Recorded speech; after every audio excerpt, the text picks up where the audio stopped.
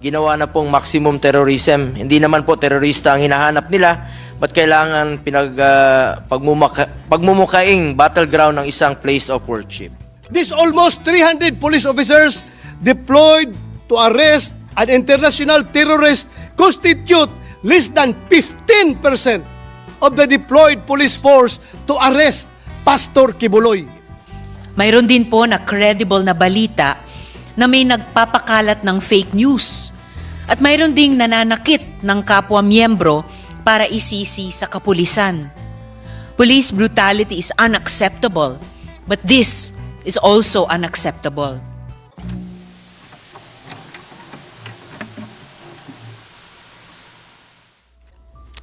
Tila napaka-espesyal naman po ni Pastor Kibuloy para pagtutuunan siya ng halos buong puwersa ng kapulisan ng 4 na police regional offices ng Pilipinas. Halos po ang buong Mindanao na po. Puwersa ng buong Mindanao ando na sa premises ng Kingdom of Jesus Christ, Mr. President. Illegal search. As far as the KOJC members are concerned, there is no valid search warrant issued to conduct a search inside their compound. The only judicial process issued by the court are the warrants against Pastor Kibuloy and 5 others. Thank you, Mr. President, Majority Leader. Mr. President, dear colleagues, good afternoon. Today, I rise on a matter of personal and collective privilege with the hope that the heartbeat and cries of the people from Davao City be heard in this august chamber. Mr. President, Article 2, Section 4 of the 1987 Philippine Constitution provides that the prime duty of the government is to serve and protect the people. Out of all the government agencies, it is the Philippine National Police, which is known by the public to have the motto to serve and protect. Its mandate is to serve and protect the people through enforcement of all laws and ordinances. Napaka-importante na maging tapat ang PNP sa kanilang tungkulin, panindigan at mag-implementa ng rule of law para sa mas maayos at matiwasay na komunidad. Ngunit, sa pagtupad sa kanilang tungkulin, importante rin na ginagampanan nila ito ng may respeto sa human rights, hindi lamang ng ilan, kundi ang bawat miyembro ng komunidad. Sinumpa ang tungkulin ng ating PNP na magpatupad ng batas para protektahan ang buhay at ari-arian ng mga mamamayan.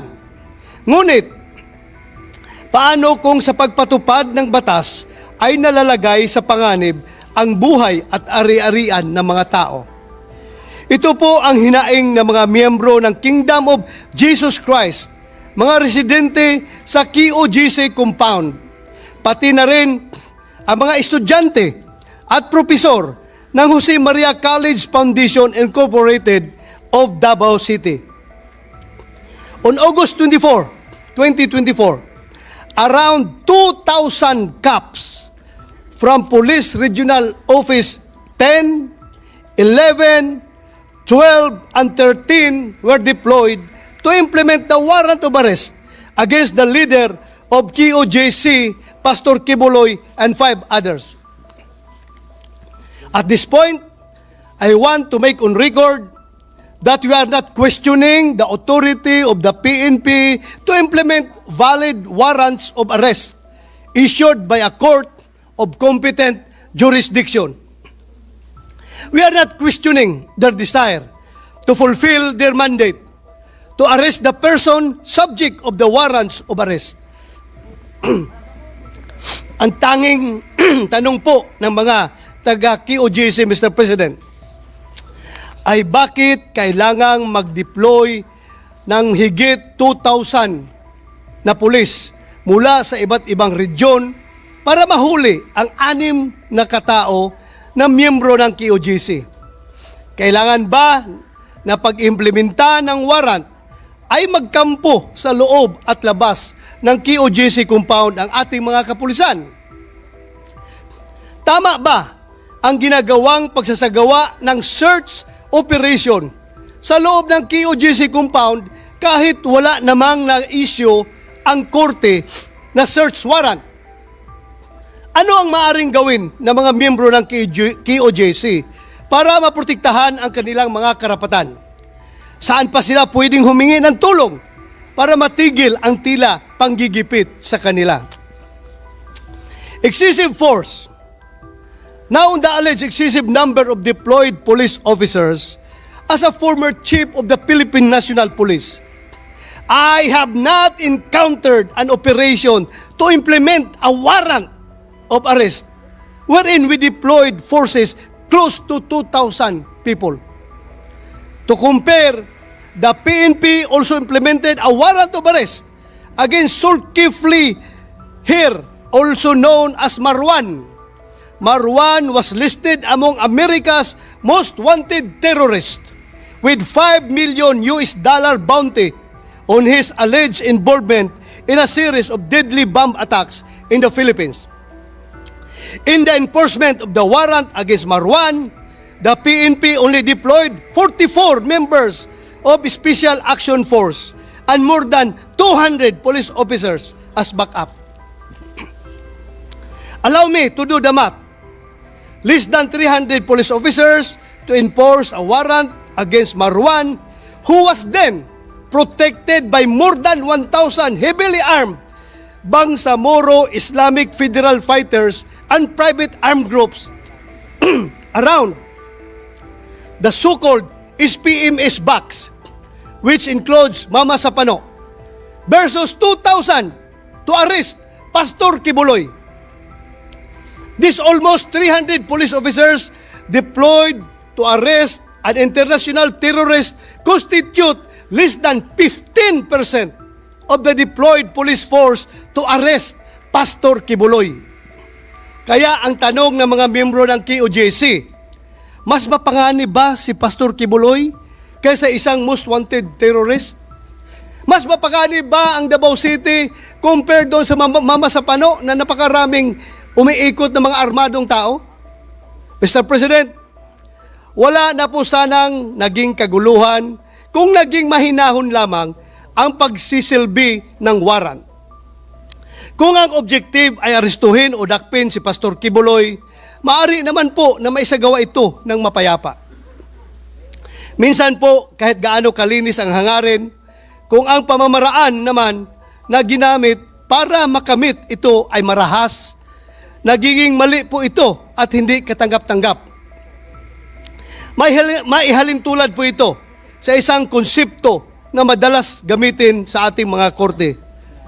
Kung illegal na nakalap ang ebidensya, hindi ito nagiging admissible sa korte o ang tinatawag na fruit from a poisonous tree.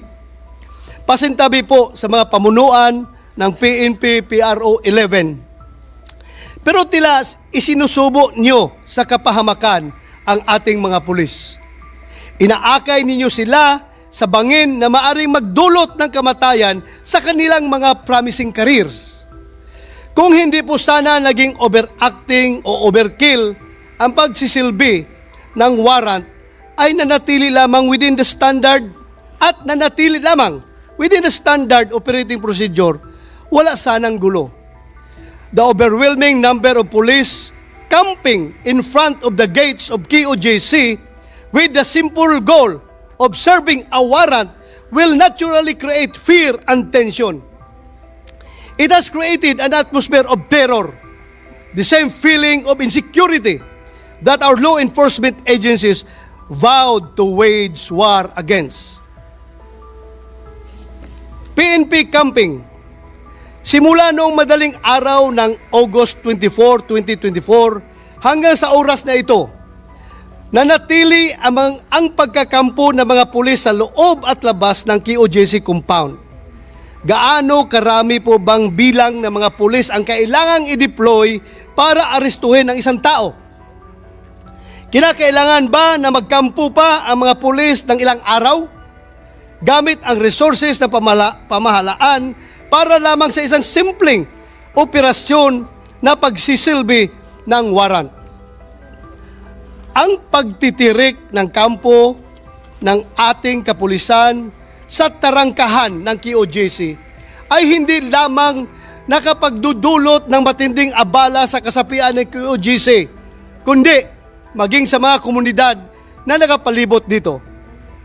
Baka sabihin ng iba, ang babaw naman kung ang inireklamo lamang ay ang abalang dulot ng operasyon. But no, Mr. President, there is more to this than just inconvenience. Higit sa abala na dulot ng kaguluhan na ito, ang mas nakaalarma ay kung nagawa ng kapulisan natin na magkumpulan sa iisang lugar ng ilang araw. Paano na lamang po ang kanilang mga sariling mga area of jurisdiction? Sino na po ang naiwan doon para makapagbigay ng serbisyo publiko? Excuse me. Sa mga mamamayan na nangangailangan ng kanilang tulong. Tila napaka-espesyal naman po ni Pastor Kibuloy para pagtutuunan siya ng halos buong puwersa ng kapulisan ng 4 na police regional offices ng Pilipinas. Halos po ang buong Mindanao na po. Puwersa ng buong Mindanao ando na sa premises ng Kingdom of Jesus Christ, Mr. President. Illegal search. As far as the QOJC members are concerned, there is no valid search warrant issued to conduct a search inside their compound. The only judicial process issued by the court are the warrants against Pastor Kibuloy and 5 others.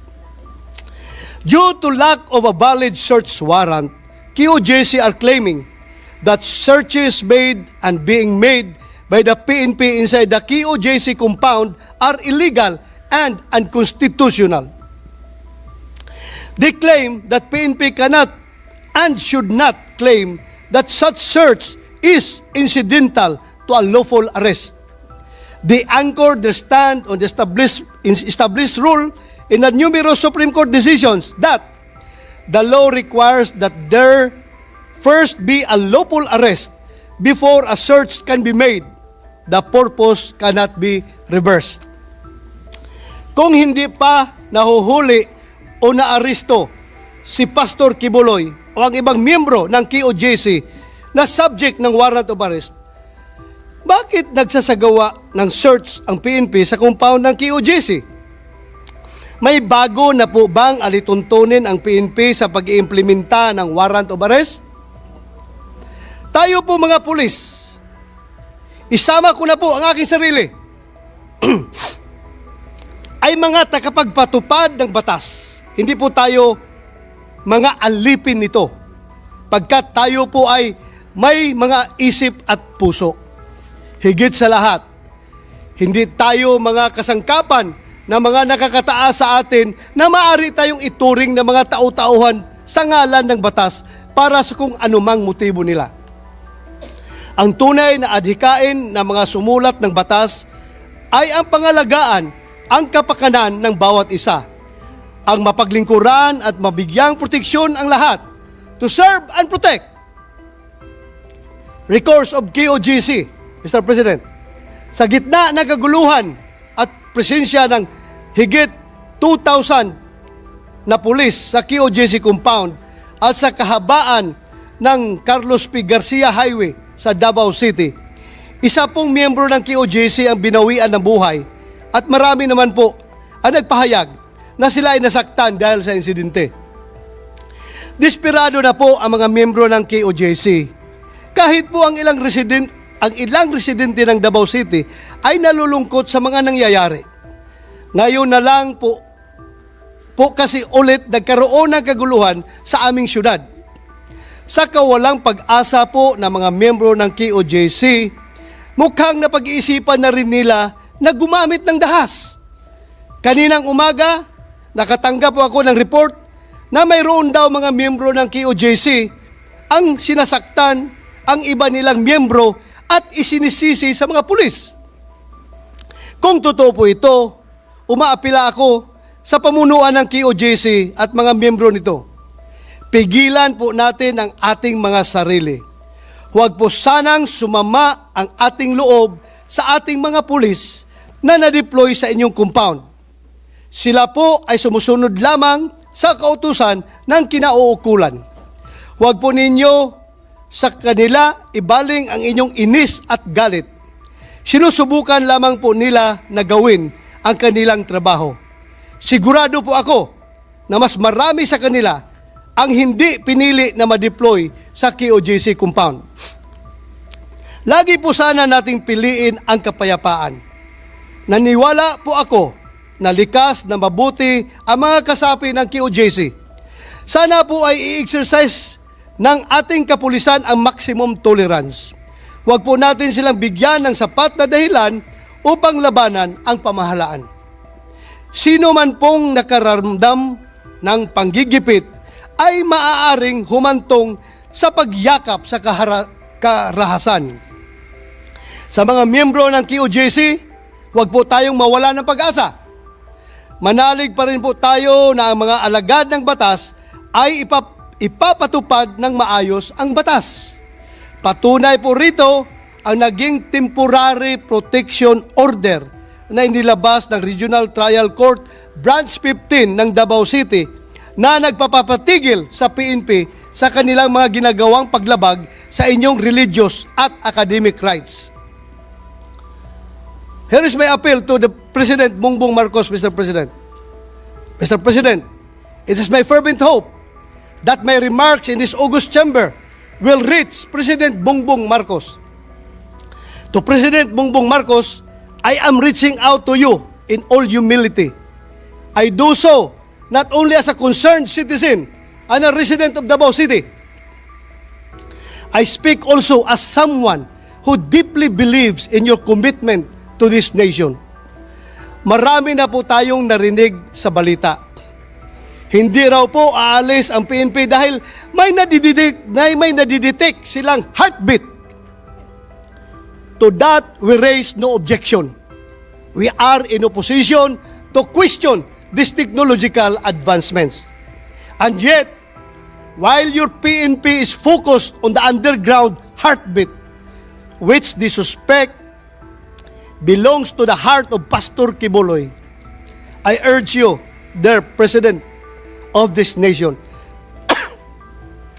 to listen also to a different sort of heartbeat, the heartbeat of thousands of Filipinos in the midst of this cacophony of sounds. It is our hope that the voices and hearts of these Filipinos will not be drowned out. Among them are the members of the KOJC, deprived of their religious freedoms. Their right to practice their faith is being challenged, and their pleas for support are echoing through our land. Excuse me. Let us also listen to the hearts of thousands of students from Jose Maria College Foundation Incorporated and Lyceum of the Philippines in Davao City, as well as their parents, who are grappling with the disruption of their education. I feel that it is not suitable, it's not justifiable, that in the attempt to serve a warrant of arrest, we also end up arresting our young people's dreams. This is highly unwarranted, Mr. President. Their aspirations hang in the balance as ongoing siege affect their learning environment and their future prospects. Additionally, the closure of Carlos P. Garcia Highway near the airport has caused immense hardship for many Davaoenos. Their daily lives are disrupted and their convenience and well-being are at stake.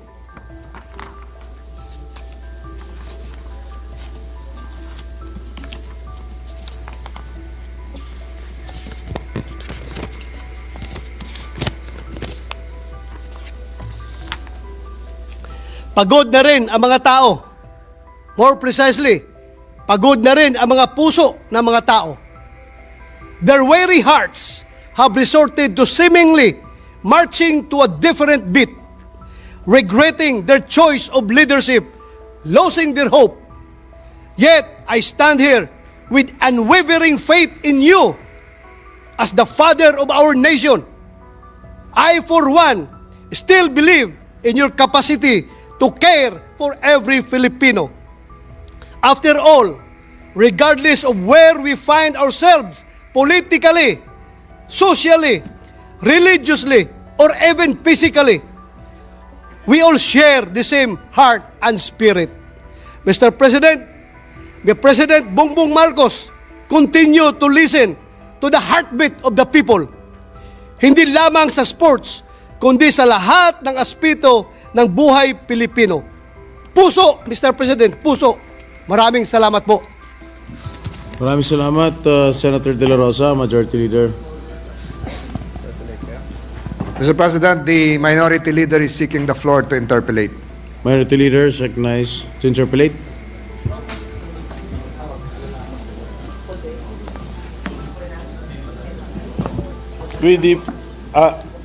Senator Bongo is going to manifest, Mr. President. So, sige po, mauna siya kasi we may have also a conversation among the three of us, Mr. President. Mr. President, Senator Christopher Bongo is Senator Bongo is seeking recognized. recognition. Mr. President, I am one with the privileged speech of my colleague Senator Bato in upholding the rule of law and the motto of the PNP, which is to serve and protect. Mr. President, we condemn the excessive use of force. I appeal to our government, especially law enforcers, to be prudent in their actions and remain faithful to their mandate to serve and protect. With the court issuance of a temporary protection order, we pray that peace and normalcy will return to the Kingdom of Jesus Christ compound. The occupation of police personnel in the Kingdom of Jesus Christ compound in Davao City and the terror it brings to the community are causes of concern. While it is the duty of the police to serve an arrest warrant, there is no excuse for using force, creating fear, compromising the safety of civilians, disrupting the peace in the community, and occupying a place of worship. As Vice Chair of the Committee on Peace and Order, I support the intent of the Chairperson, Senator Bato de la Rosa, to scrutinize this PNP operation which led to the death and injuries of civilians. Mr. President, I have consistently expressed my full support to our uniformed personnel. Kami po'y sumusuporta sa trabaho ng pulis basta in line of duty at naayon sa batas. Noong panahon po ni dating Pangulong Duterte, dinoble po ang sahod nila, pinaghirapan natin yon at ako'y patuloy na sumusuporta sa ating mga uniform personnel. Ang atin naman dito, walang masaktan kung ano lang po yung ayon sa batas at ipatupad ng wala pong excessive use of force. I will not tolerate any form of abuse and will not let our police be weaponized to inflict harm on ordinary citizens. Kaya nga po, lagi kong payo sa mga police, just do what is right and be professional. Proteksyonan niyo po ang buhay ng bawat Pilipino. Tugusin niyo po ang mga nananakot at nananamantala, pero huwag kayong pumayag na kayo ang maging sanhi ng takot at maging instrumento ng pananamantala. Mr. President, one life lost is too many. Imbis na maximum tolerance, ginawa na pong maximum terrorism. Hindi naman po terorista ang hinahanap nila, ba't kailangan pagmumukaing battleground ng isang place of worship? Merong mga naiulat na paggamit po ng tear gas at pepper spray sa isang sibilyan na nakikiusap lang po sa mga kapulisan. Ang pagbawal sa ilang miyembro ng legal team ng KOJC makapasok para gawing ang kanilang trabaho at ang pagpigil po sa KOJC Executive Minister mismo na kumustahin ang kanilang kasamahan na nasa loob po ng compound. Ito ay ilan lamang sa nakakabahalang pangyayari kung kaya't ang mga kapwa Davaoenyo natin at iba pang sektor ay tumitindig upang maproteksyonan ang kapakanan ng mga inosenteng kababayang apektado. Samantala, ang aking opisina po ay nakipag-ugnayan rin po sa mga opisyales at sa mga apektadong sibilyan upang magbigay ng anumang tulong, lalong-lalo na po sa mga pasyente na nasaktan, namatayan at nangangailangan. I sympathize with some of the police officers present there in KOJC who have no choice but to follow orders. Marami sa inyo ay pagod at puyat na rin. Nakikiusap ako na magmalasakit naman kayo at maghinay-hinay kayo dahil ayaw nating meron na namang masaktan, dala ng emosyon at kaguluhan dyan ngayon. Sino ba namang gustong makita ang kapwa Pilipino ay nagkakasakitan? To my fellow workers in government, please serve the interests of the Filipino people and protect the rights and welfare of our fellow Filipinos. Just do what is right in the discharge of your delegated powers. After all, sovereignty resides in the people and all government authority emanates from them. Thank you, Mr. President.